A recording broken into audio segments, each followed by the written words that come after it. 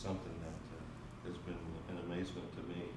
And I grew up, other folks here ask me where I'm from. I'm from Kentucky, a small town in Kentucky, predominantly a tobacco, agricultural crop-based economy and community.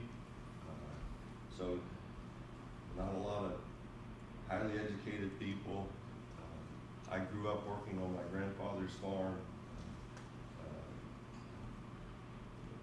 dealing with the cattle, dealing with the hay, doing everything from planting tobacco to harvesting it and getting it to the market. And I got all I could eat, but he didn't pay very well. So that's kind of my beginning in life, and I wanted to pursue an education, and my brother and sister were ahead of me, and both smarter than me too. So they were off in college, and I'm very proud of both of them. But there wasn't enough money for 3 educations, and so I went into the Army. And I said, well, I can go into the Army for 3 years and I can get out and use a GI Bill and put me through school. And while I was in the Army, I ended up being accepted to the Army's nuclear power program.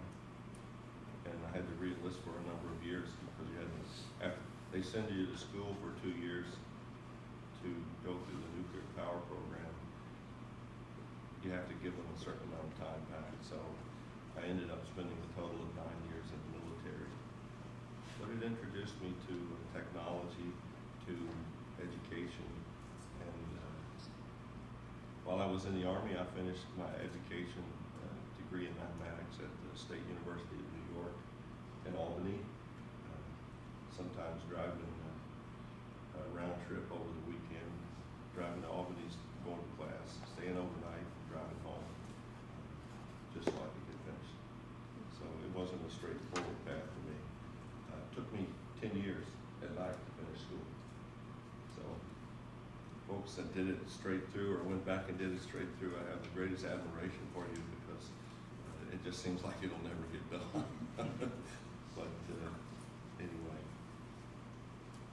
And I'm thrilled to work now for a company that values education, and we do a lot of different things, but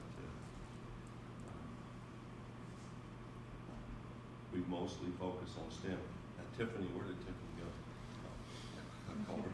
You have to step out. Yeah, Tiffany said I'm an engineer. Well, I just told you I have a degree in mathematics, and I'm not actually an engineer. Every now and then I can fake it, having a degree in mathematics. I can fake it with the engineers. And I've always been very deliberate about that because there's a lot of people in the energy industry that think the engineers kind of run the business. And they don't have to run the business. You don't have to be an engineer to run this business. You can just study the business and learn it and be part of it and run the business. So I just like to put that out there.